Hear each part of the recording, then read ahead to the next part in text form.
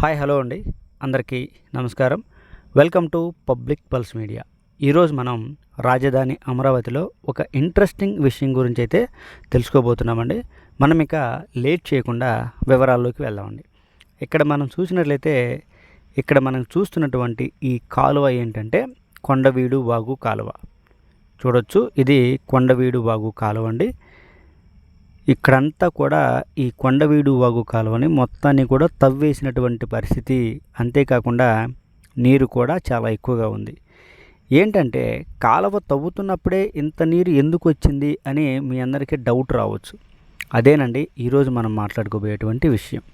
ఈ నీరంతా దేనికి వచ్చింది అని అంటే ఇప్పుడు కురుస్తున్నటువంటి చిన్న చిన్న వర్షాలు, అంతేకాకుండా ఇదంతా కూడా ప్రవహిస్తున్నటువంటి కాలువ. ఇక్కడ మనం చూడొచ్చు, ఇదంతా కూడా ప్రవహిస్తున్నటువంటి కాలువ.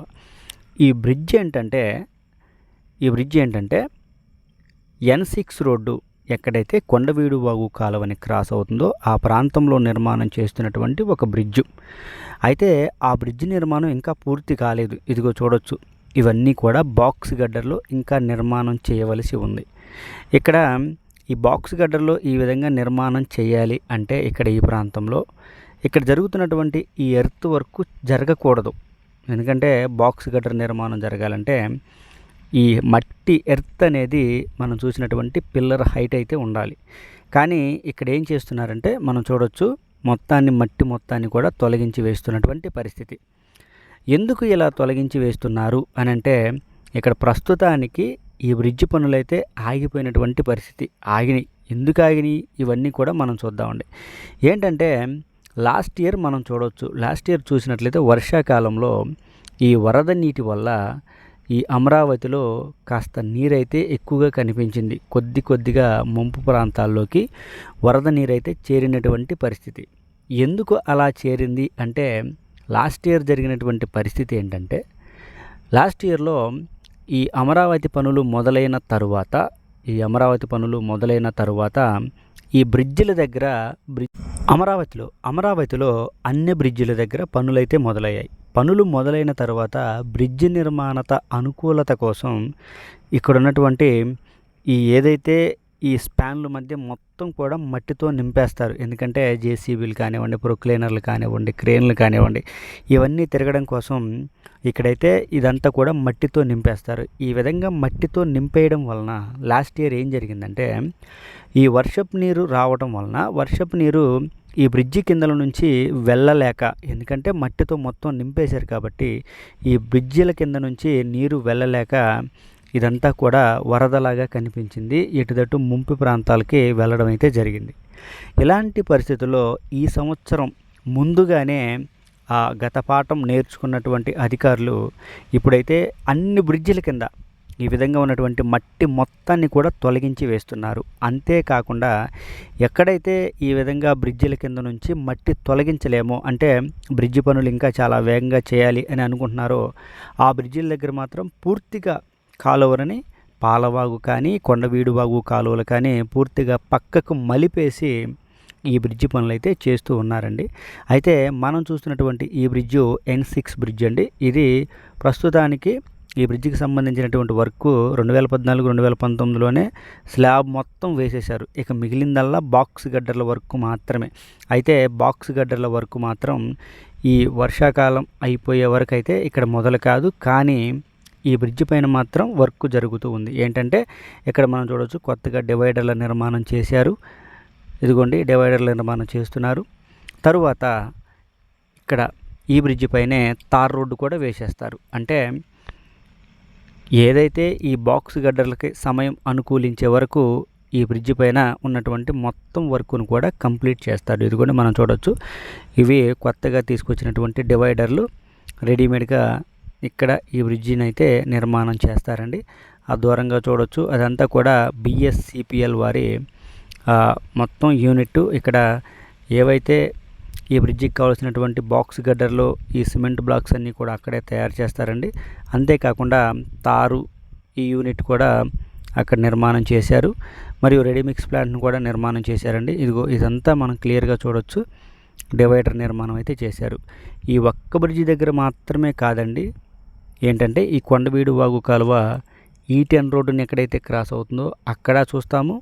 మరియు విజయవాడ వెస్ట్ బైపాసు ఎక్కడైతే కొండవీడు వాగు కాలువని క్రాస్ అవుతుందో అక్కడ కూడా చూస్తామండి. అక్కడ కూడా ఇదే పరిస్థితి. బ్రిడ్జీల కింద ఉన్నటువంటి మట్టి మొత్తాన్ని కూడా తొలగించి వేస్తూ ఉన్నారు, నీటి ప్రవాహానికి ఎలాంటి అడ్డంకి లేకుండా. ఇక నీటి ప్రవాహానికి ఎలాంటి అడ్డంకి లేకపోతే ఈ నీరంతా కూడా ఇప్పుడు కొత్తగా తవ్వినటువంటి ఈ కొండవీడు వాగు కాలువ మరియు పాలవాగుల గుండా ప్రవహించి కృష్ణానదిలోకి అయితే కలుస్తుందండి. మనం ఒక విషయం అయితే క్లియర్గా చెప్పుకోవాలండి. 2014, 2019లో ఈ కొండవీడు వాగు కాలువల పనులు మరియు పాలవాగు పనులు ఎంతో కొంత జరిగాయి, కానీ పూర్తిగా అయితే జరగలేదు.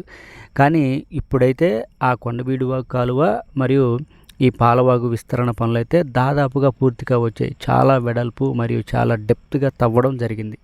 ఈ సంవత్సరం ఎట్టి పరిస్థితుల్లో 2026 రెయినీ సీజన్లో ఎట్టి పరిస్థితుల్లో కూడా ఈ వరదలు అనేవి అమరావతికి ఎలాంటి ఎఫెక్టు కలగకుండా ఇక్కడైతే పూర్తిగా ఏర్పాట్లు చేస్తున్నారు అని మనం అయితే క్లియర్గా చెప్పుకోవచ్చండి.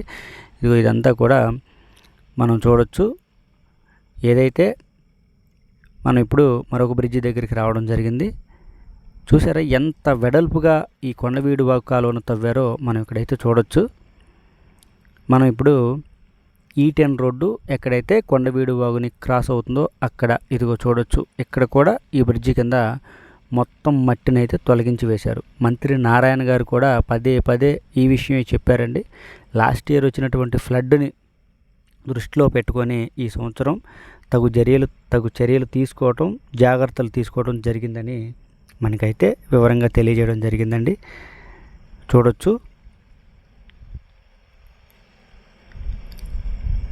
తరువాత మనం విజయవాడ వెస్ట్ బైపాస్ దగ్గరికి రావడం జరిగిందండి. విజయవాడ వెస్ట్ బైపాస్ దగ్గర ఎక్కడైతే ఈ కొండవీడు వాగు ఈ విజయవాడ వెస్ట్ బైపాస్ క్రాస్ అవుతాయో ఆ ప్రాంతంలో చాలా పెద్ద బ్రిడ్జ్ అయితే నిర్మాణం చేశారు. అదిగో దూరంగా. ఇప్పటికీ కూడా ఆ బ్రిడ్జి కింద ఉన్నటువంటి మట్టిని అలాగే ఈ కాలువని వెడల్పు చేసే పనులు జరుగుతూనే ఉన్నాయి. చూడొచ్చు. అది విజయవాడ వెస్ట్ బైపాస్ వెహికల్స్ వెళ్తున్నటువంటి ఆ రోడ్డు. చూశారు కదండి. ఈ విధంగా అయితే రాజధాని అమరావతిలో వచ్చేటువంటి వర్షాకాలానికి ఎలాంటి నీటి సమస్యలు అంటే రాజధాని అమరావతిలో వచ్చేటువంటి ఈ వర్షపు నీరు ఏదైతే ఉందో అది కృష్ణానదిలో కలవటానికి పూర్తిగా ఏర్పాట్లు చేస్తున్నారు. దాదాపుగా 90% పనులు ఆ ఏర్పాట్లు చేసే పనులు పూర్తయిపోయాయని మనం చెప్పుకోవచ్చు. ఇక తర్వాత మనం చూసినట్లయితే విధంగా ప్రవహించినటువంటి నీరు మొత్తం కూడా కొండవీడు ఎత్తిపోతల పంపింగ్ హౌస్ ద్వారా కృష్ణానదిలోకి అయితే ఎత్తిపోయబడుతుంది. మరికొంత నీరేమో బకింగ్హామ్ కెనాల్లోకి వెళ్ళిపోతుంది. ఈ విధంగా ఈ వర్షపు నీటిని వెళ్ళడానికి ఏర్పాట్లు అయితే చేస్తూ ఉన్నారండి. ఇది ఈ వీడియో గురించి పూర్తి వివరణ. ఈ వీడియో కనుక మీ అందరికీ నచ్చినట్లయితే లైక్ చేయండి, షేర్ చేయండి, కామెంట్ సెక్షన్లో మీ అభిప్రాయాన్ని ఖచ్చితంగా తెలియజేయండి. దయచేసి public pulse media channel subscribe అవ్వండి. రాజధాని అమరావతికి సంబంధించి మరింత సమాచారాన్ని ప్రతిరోజు నేను మీకు అందిస్తూ ఉంటాను.